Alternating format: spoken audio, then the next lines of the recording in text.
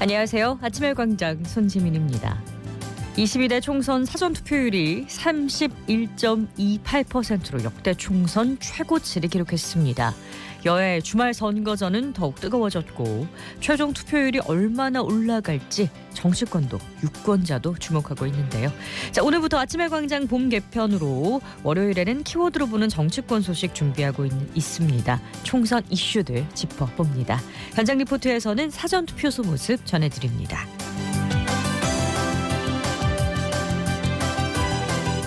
4월 8일 월요일 아침의 광장. 오늘도 시사 비타민 알차게 챙겨드립니다. 먼저 이 시각 교통 상황과 날씨 알아보죠. 서유리 리포터. 네, 서변 남로 쪽 사고 소식부터 살펴봅니다. 북대구 나들목에서 신천대로 상동교 방향이고요. 침산교 지하차도 합류 지점에서 승용차와 승합차 간 추돌 사고 발생했습니다.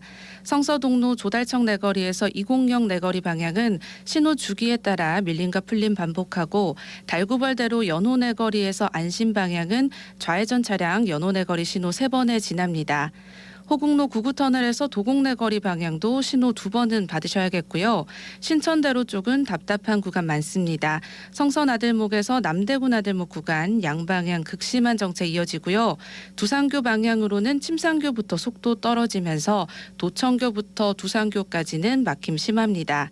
신천동로 무태교 방향은 대봉교부터 지체 서행 흐름 보이고 국도 4호선 대구에서 외관 방향은 칠곡 승마장 입구 1차로에 고라니로 추정되는 동물 사체 있습니다. 참고하셔서 안전 운행하시기 바랍니다.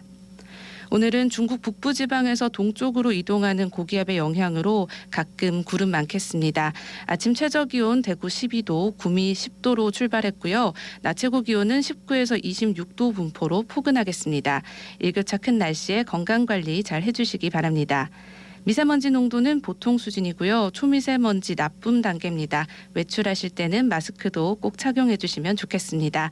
대구의 현재 기온 14.1도, 습도 60%입니다. 지금까지 서유리였습니다.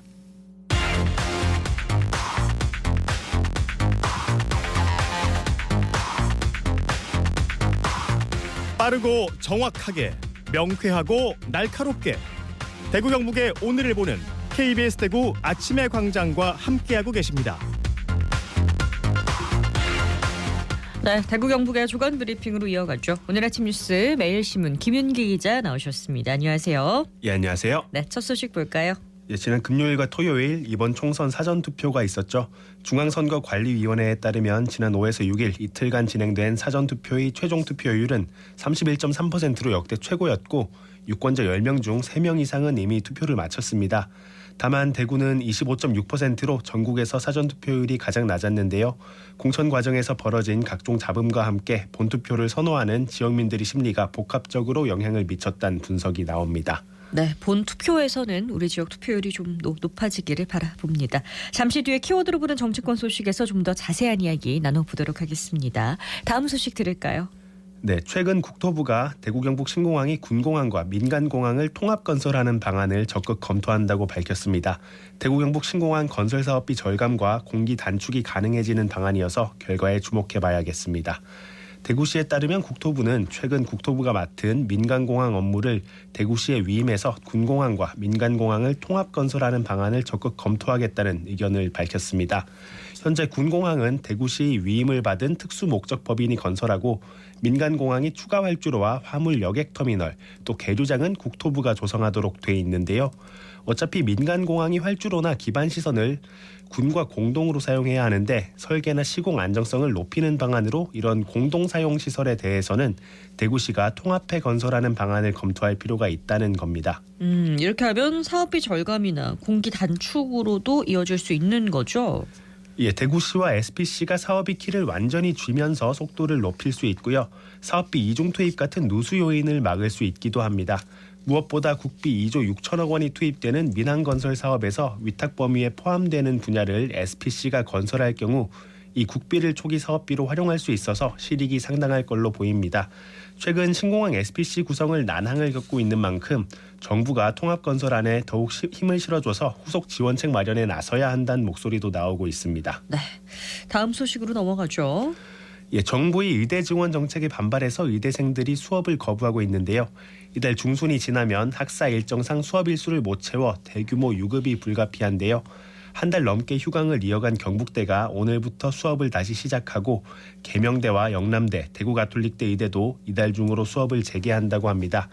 대학 측은 학생들이 등교 준비를 할 수 있게 처음 2에서 3주 정도 비대면 강의를 진행하고 과목당 20주였던 수업 일정을 15에서 16주로 압축해서 시간표를 다시 짭니다.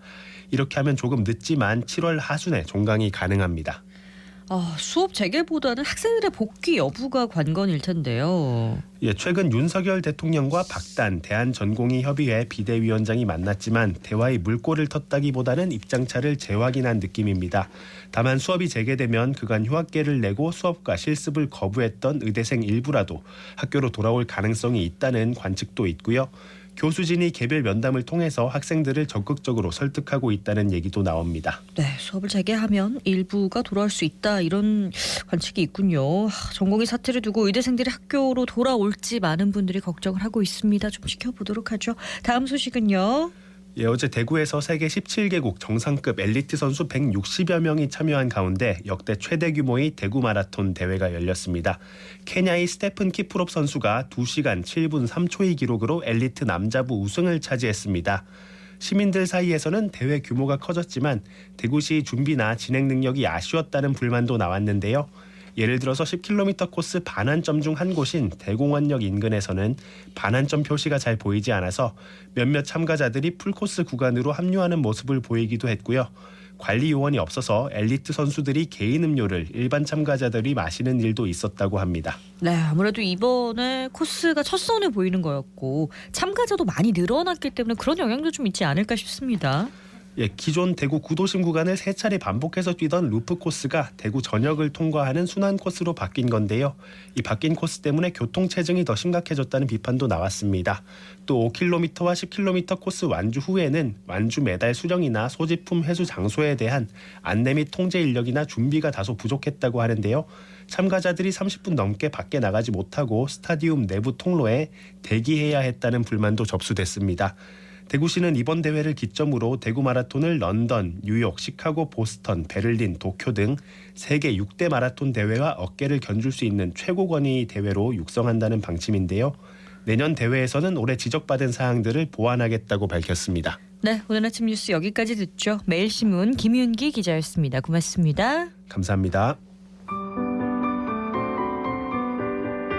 저는 오현주고요. 나이는 58. 근데 제가 이제 마라톤 한 지는 한 12년 됐고 10km는 12년 전에 한번 뛰었고 39분에 들어왔나? 그러고 나서 좀 시시해서 저는 이제 하프로 다시 시작을 해서 입상도 몇 번 했고 완주는 기본이고 그래서 이제 좀 풀코스를 한 4번 뛰었어. 춘천 마라톤은 기본적으로 나가고 그래서 이제 대구는 유명하다고 해서 이런 큰 무대인데 국제 마라톤이라고 해서 서울에서 어제 차로 3시간 4시간 정도 걸려서 왔는데 기분이 너무 좋고 정말 날씨가 이렇게 좋을 수가 없다. 저는 마라톤 12년 동안 하면서 이렇게 좋은 날씨 아마 대구가 최고였던 것 같아요. 정말. 그래서 행복했고 좋았는데 아쉽게 제가 이 풀코스가 매진이 돼서 그냥 짧게 즐기자 그냥 10km를 뛰었는데 정말 기분이 너무너무 좋았습니다. 날씨가 정말 이 마라톤은 날씨가 최고인데 진짜 아침에 일어나서 이 10km가 너무 아쉬워서 그냥 풀코스를 뛸까 하다가 그냥 다음 기회로 내년에는 또 와야겠구나. 서울에서 오는 사람들이 거의 별로 없는 것 같은데 나는 진짜 대구는 선전을 좀 많이 해야겠다. 서울에서도 마라톤 할 때 선전도 많이 하고 이렇게 규모가 크고 춘천 마라톤보다 와 춘천이 최고인 줄 알았더니 대구 이 어마어마하고 광장이 아주 대단하고 먼 거리에 왔지만 후회가 없고 너무너무 행복합니다. 내년에는 꼭 다시 한번 풀코스 도전하겠습니다.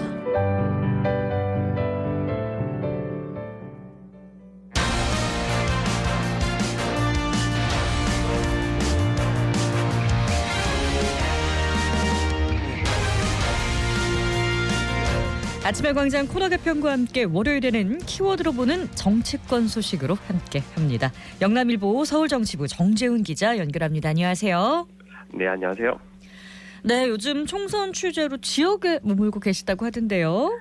네, 맞습니다. 제가 지난 주말에 내려와서 네. 대구 경북 지역구들 일부를 좀 다니고 있는데요.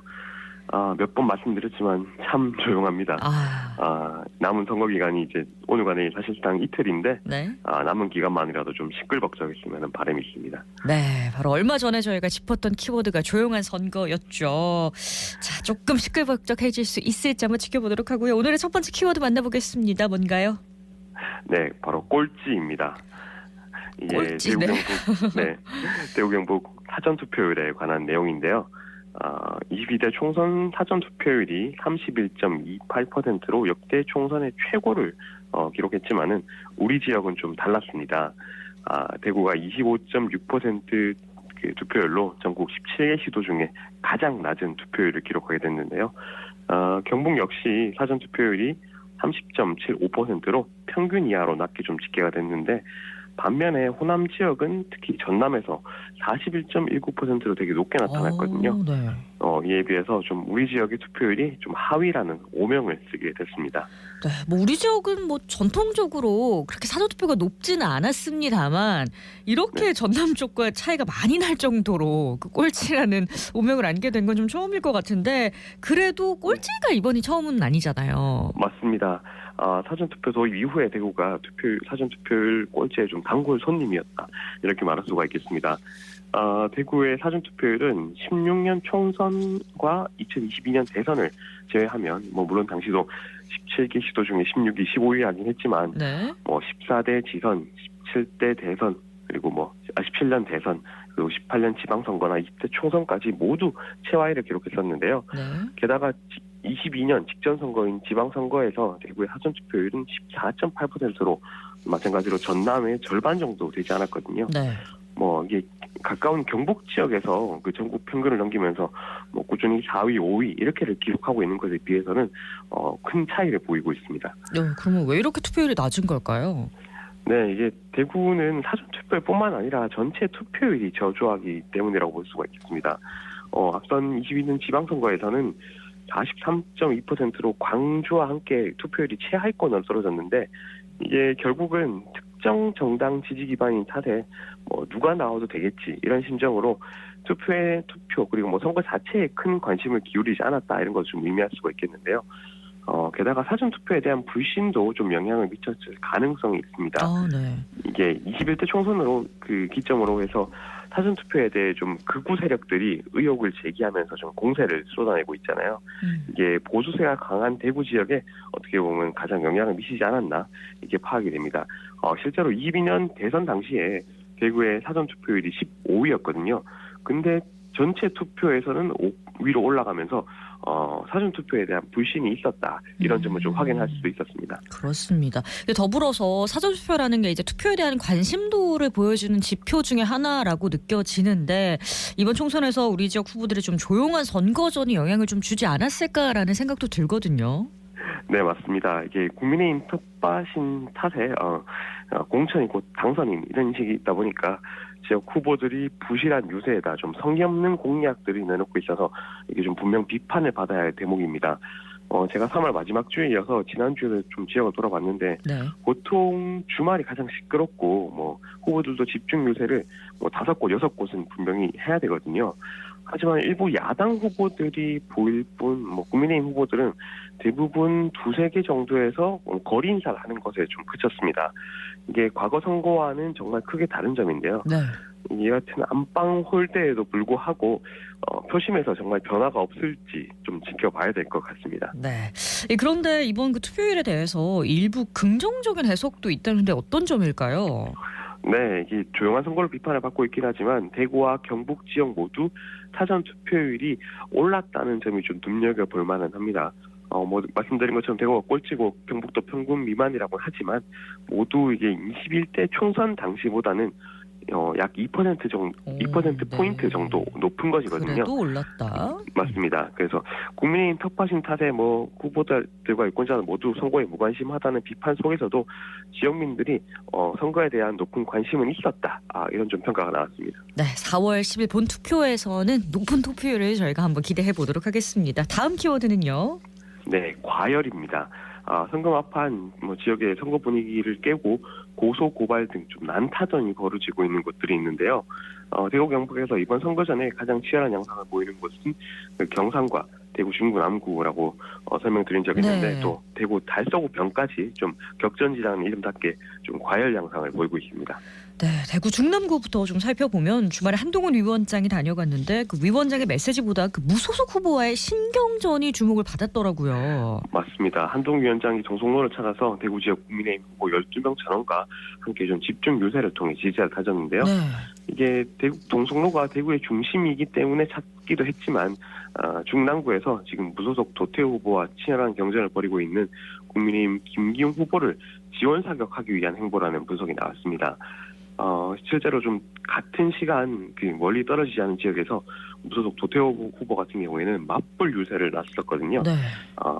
이날 오후 3시쯤부터 국민의힘과 도태우 후보 측이 좋은 유세의 자리를 선점하기 위해서 신경전이 과열되면서 국민의힘 대구시당이 도 후보 측을 선거 방해죄로 선관위에 고발을 하는 사태가 빚어진 등 두 후보의 신경전이 좀 극에 달했습니다. 근데 뭐 경산 지역에서도 고발전이 이어지고 있다던데요. 네, 맞습니다. 국민의힘 조지현 후보와 무소속 최경환 후보가 지금 공직선거법 위반 의혹 등에 대해서 좀 난타전을 벌이고 있는데요. 중요한 것이 조지현 후보의 경력 문제입니다. 특히 경북도 선관위가 지난 토요일에 국민의힘 조지현 후보 선거 공보에 그 3급 행정관 경력이라는 게 게재가 돼 있었는데요. 네. 이게 사실에 부합하지 않는다고 결정하면서 좀 논란이 커졌습니다. 이게 최경환 후보 측에 이의를 제기하면 이 제기에 대해서 좀 받아들여진 건데요. 네. 이에 따라 선관위는 그 선거일 투표구와 투표소 입구에 모든 투표소 입구에 사실에 부합하지 않는다 이런 공고문을 붙일 전망이어서 조지현 후보 측에는 좀 악재로 작용하게 됐습니다. 그럼 문구가 붙게 되는군요. 그리고 조 후보의 유세 과정에서도 좀 문제가 있었다고 하는데 무슨 얘기가 나온 건가요? 네, 그 최경환 후보 측은 여기에 더 나아가서 어떻게 보면 조 후보가 그 경산 자인시장 네. 유세에서 박근혜 대통령 탄핵 때 본회의장에 나타나지 않으신 분, 기권한 분 이렇게 좀 말했었는데요. 최경환 후보 측은 이게 명백한 허위 사실이라면서 지난 4일에 경사진 선관위에 이를 고발하기도 하는 등 논란이 지속되고 있습니다. 또 반면에 또 조지현 후보는 지속해서 최경환 후보의 복당 여부를 좀 지적하고 있는데요. 이에 대해서도 좀 고소 고발전이 벌어질 가능성이 높아서 갈수록 좀 난타전이 벌어지고 있는 상황입니다. 네, 말 그대로 과열인데요. 자, 마지막으로 대구 달서구 병 지역도 과열 양상이라고 얘기를 해주셨는데 이건 아무래도 신청서 문제겠죠? 네, 그렇습니다. 우리공화당 조원진 후보가 국민의힘 권영진 후보의 신청사 관련 과거 발언들을 좀 문제 삼았습니다. 네. 특히 조 후보 측이 그 권영진 후보가 2014년 대구시장 출마 당시에 선거 공보에 신청사 신축과 같은 정시 행정을 절대 하지 않겠다. 이런 공약이 있었다고 좀 문제 삼았는데요. 네. 또 지금 조원진 후보 같은 경우에는 권영진 후보가 이번 선거에서 제가 시작한 도류 신청사 제가 마무리 짓겠다고 했다면서 지금 거짓말을 하고 있다 이렇게 주장을 하고 있거든요. 네. 이외에도 지금 권영진 후보의 교회 불법 헌금 의혹도 지금 제기를 한 상황인데 권영진 후보 측은 이런 조원진 후보의 주장에 대해서 명백한 거짓말이라면서 법적 대응을 하겠다 이런 입장을 밝혔습니다. 또 법적 대응을 예고를 했군요. 어떻게 될지 좀 지켜봐야 될 것 같고요. 자, 세 번째 키워드 한번 만나보겠습니다. 네, 마지막으로 선거 판세입니다. 이게 여야 자체적으로 선거 판세 분석을 하고 있는데요. 네, 지금 국민의힘은 내부적으로 지금 110석 안팎을 예상하면서 개헌 저지서인 100석을 막아내겠다 이렇게 좀 주장하고 있는 상황이고요.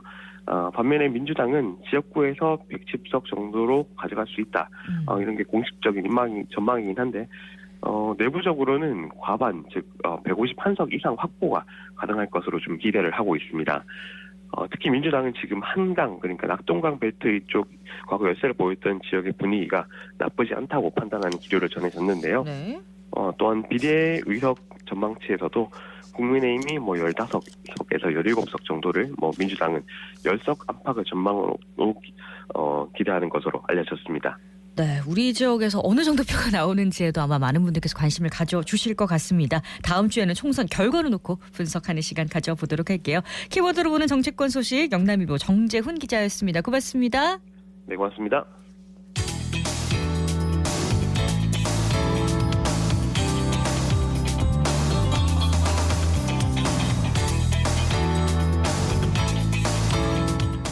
네, 제22대 국회의원 선거 이제 이틀 앞으로 다가왔습니다. 지난주 금요일과 토요일 이틀간 사전투표 현장을 배현 리포터가 취재했다고 하네요. 어서 오세요. 네, 안녕하세요. 저는 지난 5일과 6일 이틀간 사전투표가 진행된 범어 1동 사전투표소에 다녀왔습니다. 대구와 경북에서는 470여 개의 사전투표소에서 이루어졌는데요. 사전투표소 앞으로는 긴 줄이 이어질 만큼 투표의 열기가 뜨거웠습니다. 사전투표가 진행되는 현장의 소리와 함께 투표소 현장관리관의 이야기 들어보시죠. 이쪽으로 오시면 되세요. 주소지가 어느 동이세요? 범어이동 오른쪽으로 가시면 되세요. 본인이 맞는지 확인하시고 손도 정상적으로 완료되었습니다.